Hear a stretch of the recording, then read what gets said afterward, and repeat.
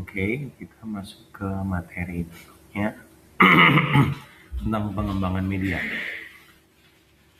Yang pertama kita akan bahas adalah tentang tujuan pengembangan media.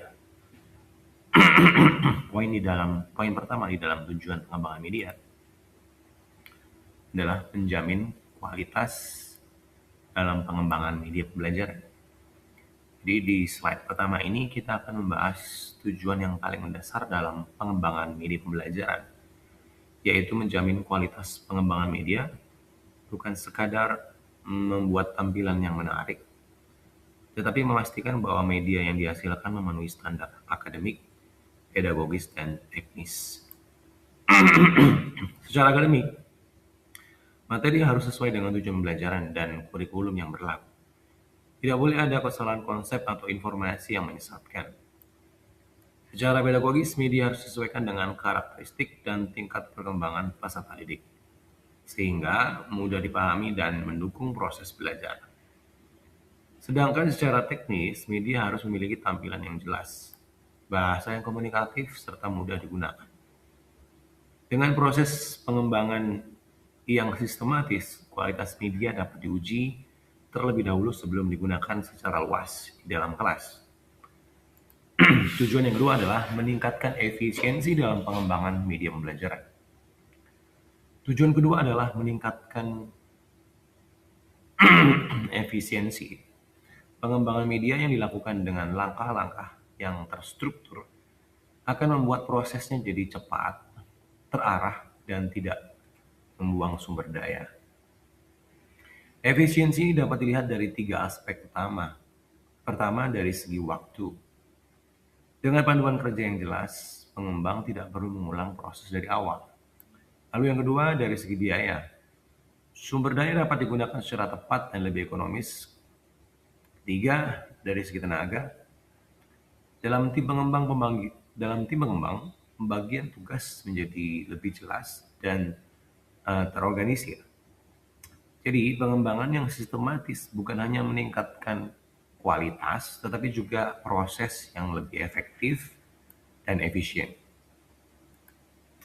Tujuan yang ketiga, mempermudah evaluasi dalam pengembangan media pembelajaran. Jadi pada slide ketiga, kita membahas ya sesuai judul tadi yang baru saja saya baca. Nah, evaluasi dilakukan bukan hanya di akhir ya, tetapi juga selama proses berlangsung. Tujuannya adalah untuk mengidentifikasi kekurangan pada isi materi, dan kemudian menilai efektivitas tampilan dan penyajian, serta mengukur ketercapaian tujuan pembelajaran. Dengan adanya evaluasi bertahap, perbaikan dapat dilakukan lebih cepat sebelum media digunakan secara luas. Hal ini membuat media pembelajaran menjadi lebih matang, lebih siap digunakan, dan lebih efektif dalam mendukung pembelajaran. Tujuan yang keempat adalah menjamin relevansi. Media pembelajaran harus sesuai dengan kebutuhan peserta didik, perkembangan zaman, serta tuntutan dari kurikulum. Artinya media harus selaras dengan kompetensi dasar dan indikator pembelajaran. Selain itu, media juga harus sesuai dengan tingkat perkembangan dari kognitif siswa. Kenapa? Ya, karena agar tidak menjadi sulit atau juga tidak terlalu mudah. Media yang baik juga harus kontekstual, artinya ya dekat dengan kehidupan keseharian dari siswa. Dan yang tidak kalah penting, media harus mengikuti perkembangan teknologi dan digitalisasi pendidikan. Dengan relevansi yang terjaga, media pembelajaran akan lebih bermakna dan mampu meningkatkan motivasi serta pemahaman siswa.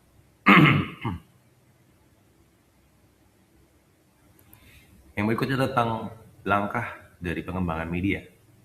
Langkah yang pertama adalah menganalisis. Jadi kita mengidentifikasi kebutuhan pembelajaran secara mendalam. Nah, guru kita perlu melihat permasalahan yang terjadi di kelas. Apakah siswa mengalami kesulitan memahami suatu materi tertentu? Atau bagian mana yang paling sering menimbulkan kebingungan? Selain itu, kita juga perlu menganalisis karakteristik dari siswa, seperti usianya, kemampuan awal, dan gaya belajar mereka. Tujuan pembelajaran juga harus jelas, agar media yang dibuat benar-benar mengarah pada pencapaian kompetensi yang ingin kita capai atau yang kita targetkan siswa capai. Tapi ini penting karena memastikan media yang dikembangkan sesuai kebutuhan, bukan cuma tren semata. Tahap kedua, kita masuk ke tahap rancangan, dan di tahap ini hasil analisis tadi itu diterjemahkan menjadi rancangan yang lebih konkret. Kita menentukan jenis media yang akan digunakan.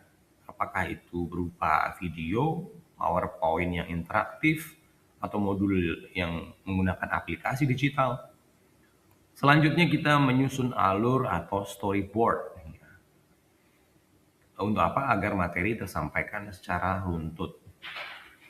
Nah, kita juga perlu merancang tampilannya secara visual. Memilih warna, memilih gambar, dan bagaimana strategi yang baik untuk menyajikan tampilan tadi.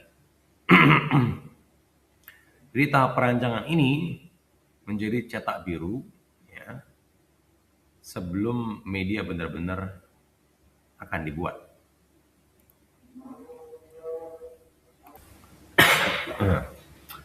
Lalu pada tahap yang ketiga, rancangan yang telah dibuat mulai direalisasikan dalam produk yang nyata. Kita mulai membuat konten sesuai desain, kemudian kita masukkan teksnya, kita masukkan gambar, audio, maupun video. Setelah media selesai dibuat, kita uji coba. Kali ini terbatas dulu untuk ahli materi dan ahli media. Supaya apa? Supaya kita bisa memperoleh masukan untuk perbaikan media tersebut. Jika memang terdapat kekurangan, maka dilakukan revisi. Dan di tahap ini ketelitian sangat diperlukan agar media yang dihasilkan berkualitas dan bebas kesalahan. Tahap keempat, setelah media selesai dikembangkan, berikutnya tentu saja ada implementasi. Di tahap ini media digunakan dalam pembelajaran yang sebenarnya, baik di kelas maupun secara daring. Guru mengamati bagaimana respon dan keterlibatan siswa saat menggunakan media tersebut. Selain itu, hasil belajar siswa juga dianalisis untuk melihat dampaknya. Tahap implementasi membantu kita mengetahui apakah media ini benar-benar efektif dalam prakteknya. Tahap terakhir adalah evaluasi. Evaluasi dilakukan untuk menilai efektivitas media yang telah digunakan. Guru dapat menganalisis hasil belajar siswa, menyebarkan angket respon, serta melakukan observasi terhadap keterlibatan siswa. Dari hasil evaluasi tersebut, kita dapat mengetahui kelebihan dan kekurangan media. Hasil ini menjadi dasar perbaikan agar media pembelajaran semakin efektif pada penggunaan berikutnya. Berikutnya tentang faktor perhatian atau faktor yang perlu diperhatikan dalam pengembangan media. Yang pertama adalah tujuan pembelajaran. Dalam mengembangkan media pembelajaran, hal yang harus diperhatikan adalah kesesuaiannya dengan tujuan yang ingin dicapai. Media tidak boleh hanya sekedar meskipun itu itu hal yang penting, ya, atau cuma sekedar tren, tetapi harus benar-benar dapat membantu siswa mencapai kompetensi yang telah ditetapkan. Tujuan pembelajaran harus mengacu pada capaian pembelajaran atau indikator pencapaian kompetensi. Selain itu, tujuan harus dirumuskan secara spesifik, terukur, dan operasional. Ya, misalnya menggunakan kata kerja, ya, yang sering kita dengar, misalnya menjelaskan, menganalisis, membuat, atau mungkin membandingkan. Media juga harus mendukung 3 ranah pembelajaran, ya, yaitu kognitif atau pengetahuan, afektif atau sikap, psikomotorik atau keterampilan. Ini sebagai contoh saja, Jika tujuan pembelajaran adalah menganalisis proses fotosintesis, maka media yang digunakan sebaiknya berupa animasi atau simulasi,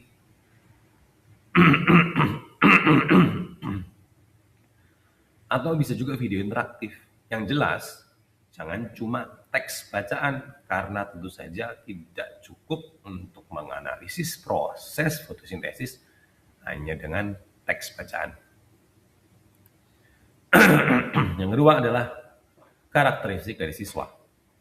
Media pembelajaran harus disesuaikan dengan kondisi dan kebutuhan peserta didik.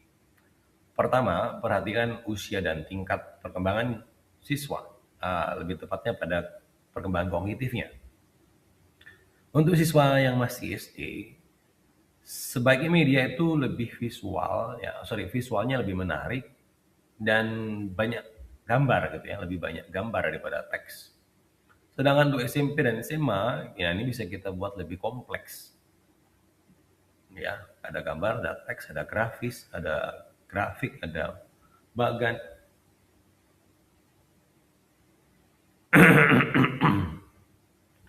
Ya, yang kedua, minat dan motivasi belajar juga penting.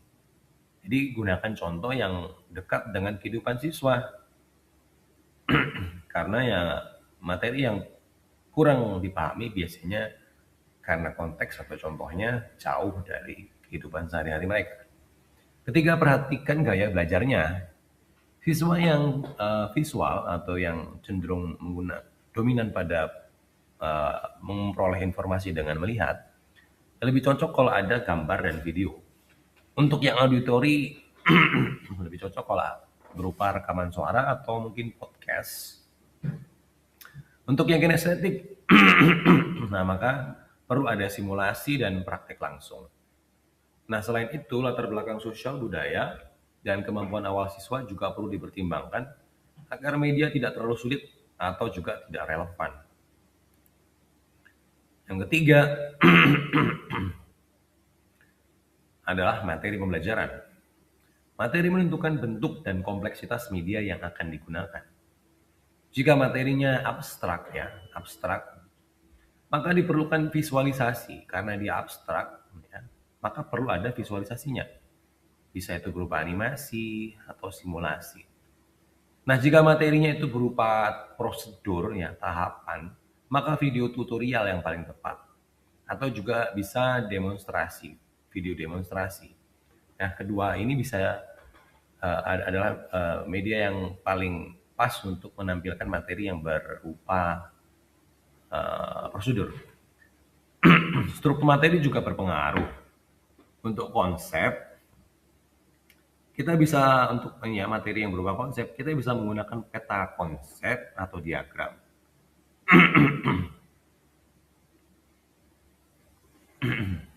Nah, untuk materi yang berupa fakta, nah kita bisa bantu dengan infografis. Sedangkan untuk proses ya materi yang berupa proses, kita bisa menggunakan animasi yang menggambarkan langkah demi langkah sesuatu itu dilakukan.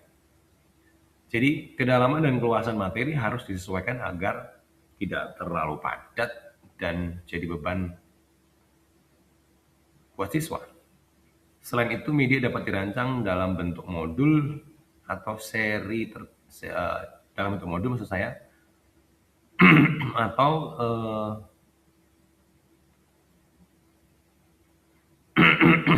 atau serial maksud saya, modul atau serial, agar keterkaitan antar materi pembelajaran tetap terjaga ya. Di sini seri saya tulis harusnya serial. Yang keempat, teknologi. Memilih media pembelajaran kita harus realistis terhadap sarana dan prasarana yang ada. Perlu dipertimbangkan apakah di sekolah ada HP, laptop, ada proyektor, atau fasilitas yang mendukung lainnya. Yang paling penting juga adalah internet. Nah, jika internetnya terbatas, ya sebaiknya kita pakai media yang offline saja. Ya. Kemampuan guru dalam mengoperasikan teknologi juga harus diperhatikan. pilih aplikasi atau platform atau web yang paling tidak menyulitkan kita atau yang paling kita kuasai. Selain itu, media sebaiknya bisa digunakan kembali dan diperbarui. Jadi tidak sekali pakai dan bisa diupdate, bisa dirubah, dimodifikasi. Yang terakhir adalah biaya. Aspek anggaran perlu dipertimbangkan sejak awal karena biaya produksi seperti mendesain grafis, biaya mungkin kita perlu percetakan atau harus beli software, beli langganan web dan lainnya. Mungkin juga ada biaya operasional seperti langganan internet, kuota internet, bayar listrik, atau mungkin maintenance atau perawatan dari perangkat-perangkat elektronik lainnya. Nah, hal itu penting untuk dipertimbangkan biayanya. Jadi memilih media yang memberikan dampak besar dengan biaya minimal. Jadi kita lebih condong pada media yang bisa berdampak banyak, besar, tapi biayanya paling kecil. Kita juga dapat, saya ulangi, kita juga dapat memanfaatkan alternatif gratis seperti aplikasi yang, open source maksud saya, yang biasanya tidak memerlukan anggaran. Terakhir, perhatikan skalabilitas dari media. Media tersebut dapat digunakan untuk banyak kelas atau tidak, atau bisa dipakai untuk jangka panjang atau tidak. Itu juga perlu diperhatikan. Bagian terakhir ini contoh dalam penerapan model pengembangan ide pembelajaran. Nah, kita mengembangkan misalnya pengembangan video pembelajaran. Nah, prosesnya kita bisa mulai dengan menganalisis materi. Ya, jadi kita harus tahu materi kita. Tujuan pembelajarannya apa sih? Kalau sudah tahu, kita buat storyboardnya, naskahnya, sebagai panduan penyampaian materi. Kemudian dilakukan dengan berikutnya dengan proses perekaman video, baik berupa penjelasan guru, animasi maupun demonstrasi. Tahap terakhir adalah editing untuk menyempurnakan tampilan suara serta menambahkan elemen pendukung seperti teks atau ilustrasi agar lebih menarik dan mudah dipahami. Nah, contoh yang kedua ini dalam pengembangan e-learning. Pada tahap ini, guru atau pengembang merancang modul pembelajaran online yang sistematis. Selanjutnya memilih platform e-learning yang sesuai, misalnya learning management system ya, misal kayak Google Classroom. Setelah itu kita bisa buat konten interaktif di dalamnya seperti kuis, ada video, forum diskusi, atau tugas online. Nah, sebelum digunakan secara luas, kita uji cobakan dulu untuk memastikan memang tidak ada masalah.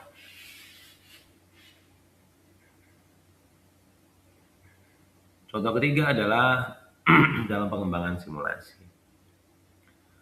Simulasi digunakan untuk menjelaskan konsep yang sulit atau abstrak. Ya. Jadi kalau sebuah materi itu berupa konsep yang sulit atau sifatnya abstrak, kita bisa menggunakan pengembangan simulasi. Ya. Prosesnya dimulai dengan merancang model simulasi sesuai konsep yang ingin diajarkan. Kemudian simulasi tersebut diuji untuk memastikan keakuratan materi dan efektivitas dalam membantu siswa memahami materi. Dengan simulasi, siswa dapat belajar lebih aktif dan eksploratif. Nah, jadi melalui contoh-contoh ini kita dapat melihat bahwa setiap media pembelajaran dapat dikembangkan melalui tahapan yang sistematis agar hasilnya efektif, efisien, dan sesuai dengan kebutuhan peserta didik.